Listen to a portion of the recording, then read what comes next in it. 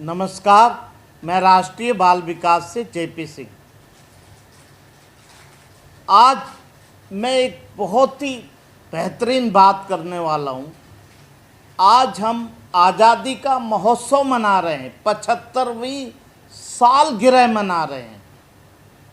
75वीं सालगिरह में हमने इस देश में क्या खोया, हमने क्या पाया, आज हम बच्चों को इसकी सच्चाई बताएंगे कि आखिर हमें आज़ाद हुए 75 साल हो गए और हमने क्या खोया, क्या पाया। आज हम इस टॉपिक को बच्चों से हम साझा करेंगे। बच्चों, आज हमारी सारी सरकारें, जो भी हमारे देश की सरकारें हैं, 75वीं सालगिरह मना रही हैं। कितने बड़े बड़े विज्ञापन देती हैं, कितनी बड़ी बड़ी बातें करती हैं। क्या तुमने कभी सोचा, क्या विज्ञापन देने से, बड़ी बड़ी बातें करने से ही 75वीं सालगिरह मन जाएगी?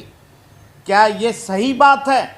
क्या आज हमें आज़ाद हुए 75 साल हो गए और आज हम ऐसी स्थिति में जी रहे हैं?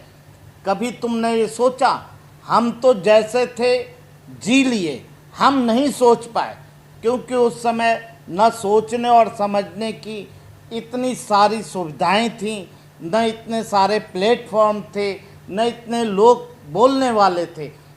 कोई एक आध बोलता था जिसे हम सोचते थे, समझते थे और उनकी सुनते थे। लेकिन आज हमारी मीडिया इतनी जागरूक है, जो हमें हर पल हर चीज़ को बताती है। आज 2020 में दुबई में एक्सपो लगा। कितना बड़ा एक्सपो, दुनिया का सबसे बड़ा एक्सपो, जिसे हम सोच नहीं सकते कि वो कैसा एक्सपो है। उसे देखने के लिए यदि हम जाएं तो यह हम सब दुनिया भूल जाएं। भारत में तो ऐसा कुछ भी नहीं है जिसको हम उसके समक्ष हम जान सकें। हमारे देश के नेताओं ने बच्चों तुमको बहुत पीछे कर दिया है। ये जितनी भी सरकारें हैं, ये सिर्फ और सिर्फ अपने लिए सोचती हैं, अपने वोट के लिए सोचती हैं। इन्होंने कभी भी बच्चों के लिए नहीं सोचा। इस बात को ध्यान रखो। इन्होंने हमेशा जातिवाद फैला के रखा, जाति की तरह फैला के रखा, हमेशा एक दूसरे जातियों में हमें उलझा के रखा। लेकिन आपको मैं बहुत बड़ी सच्चाई बताता हूँ कि देश के जितने भी रईस आदमी हैं, चाहे मुसलमान हो, सिख हो, ईसाई हो, सारे के सारे एक हैं। लेकिन मरते और जीते कौन हैं? तुम जैसे, जो कुछ सोच नहीं सकते, जो समझ नहीं सकते। सिर्फ परेशानी उसी समाज में है जो हमेशा कट्टरपंथी रहा। आपको मैं एक बहुत बड़ी सच्चाई बताता हूँ। हमारे विश्व में 18वीं शताब्दी में निर्माण शुरू हो गया था। 18वीं शताब्दी में 18वीं शताब्दी में यूरोपियन कंट्री, अमेरिकन कंट्री, सारे लोग बढ़े चले जा रहे थे, बढ़े चले जा रहे थे। और एक हमारा राष्ट्र, हिंदू राष्ट्र बनाने के लिए, मुसलमानों को अलग करने के लिए, हिंदुओं को अलग करने के लिए इसी सिलसिले में लगा पड़ा था। मुसलमान नेता भी ऐसा कर रहे थे, हिंदू के नेता भी ऐसा कर रहे थे, जो हमारे मुंह पे करारा तमाचा था। बच्चों, तुमको कभी सोचने नहीं दिया इन सरकारों ने। तुम जाग जाओ, अभी समय है, जाग जाओ, नहीं तो तुम जीवन भर ऐसे ही घूमते रहोगे, कुछ नहीं कर पाओगे। इसके लिए तुम मेरी बात सुनो। जितनी ये वक्त इतना अच्छा है, ये वक्त इतना बेहतरीन है कि आप सारे जिस धर्म के बच्चे हैं, सारे अपने अपने धर्म को छोड़ दो। कुछ नहीं रखा है धर्मों में, कोई काम नहीं होता। ये धर्म कुछ नहीं सिखाता, तुमको उठा के गर्भ में गिराता है। धर्म से कुछ मिलने वाला नहीं है।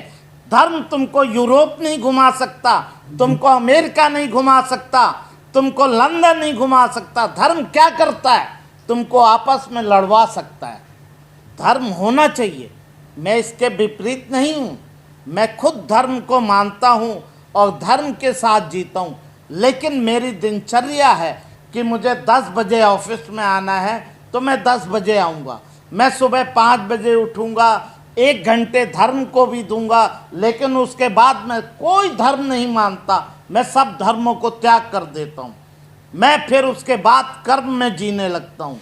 ये जिस दिन हमारे देश के बच्चे, सारे बच्चे, हिंदू हों, मुसलमान हों, सिख हों, ईसाई हों, जिस दिन ये सीख जाएंगे उस दिन हम जग जाएंगे।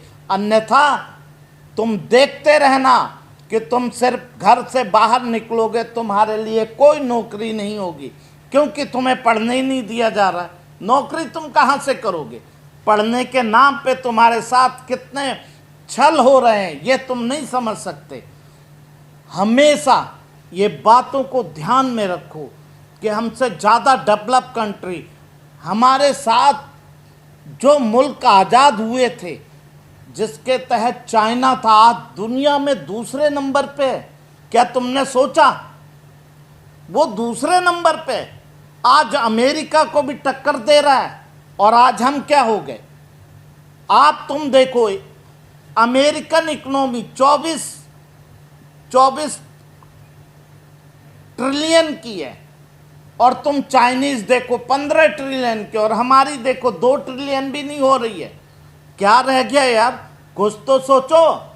ऐसे कब तक जियोगे, कब तक मरोगे? हमारा मुल्क सबसे बड़ा खरीदार है, हम इन्हीं का सामान खरीदते हैं और हम आज मर रहे हैं इस तरीके से। ये ठीक नहीं है, इस बात को सावधानी से समझो, अन्यथा तुम और गर्द में गिर जाओगे। तुमसे तो अच्छे बांग्लादेशी हैं, कम से कम वो भी देखो उनकी कितनी अच्छी तरीके से जीडीपी चल रही है, कितना अच्छा उनके यहाँ रोजगार हो रहा है। और तुम क्या हो गए? आपस में मत लड़ो, मत झगड़ो, मत अपने धर्म को अपनाओ, धर्म को दिल में रखो। धर्म को अपनाना बिल्कुल ही गलत बात है, मैं इसके पक्ष में बिल्कुल नहीं हूँ। मुझे मालूम है मुझे हजारों गालियाँ मिलेंगी ये वीडियो बनाने के बाद, लेकिन मैं आपको एक और बड़ी सच्चाई बताने जा रहा हूँ।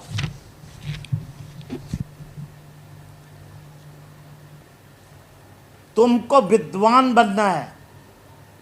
आज देखो दुनिया में इतने आविष्कार हुए, हमारे भारत का कोई भी स्थान नहीं है, कोई भी स्थान नहीं है। सब अमेरिका, यूरोप, चाइना, अरे हम क्या हैं? हमारे ही लोग कर रहे हैं वहाँ पे और हम ही पागल हो गए। अरे आज हम पैसों को परेशान हैं। क्यों हैं? क्योंकि हमने कभी ये चीज़ अपने साथ सोची ही नहीं, अपने बच्चों को ऐसा लगाया ही नहीं, उनको उलझा के रखा। अरे तुम देशभक्ति का पाठ पढ़ाते हो, कैसी देशभक्ति? देशभक्ति तो बच्चे के अंदर जहन में घुसी हुई है, उसके पाठ पढ़ाने से कुछ नहीं होगा। उसको अच्छी शिक्षा दो, उच्च स्तरीय शिक्षा दो, जो वो दुनिया के उस पटल पे जाए और उन सब से लड़े और अपना स्थान बनाए और अपने परिवार का भरण पोषण अच्छी तरीके से करे। यदि मेरी ये बात कुछ अच्छी लगे तो ज़रूर पहुंचाना, नहीं तो कोई बात नहीं। धन्यवाद।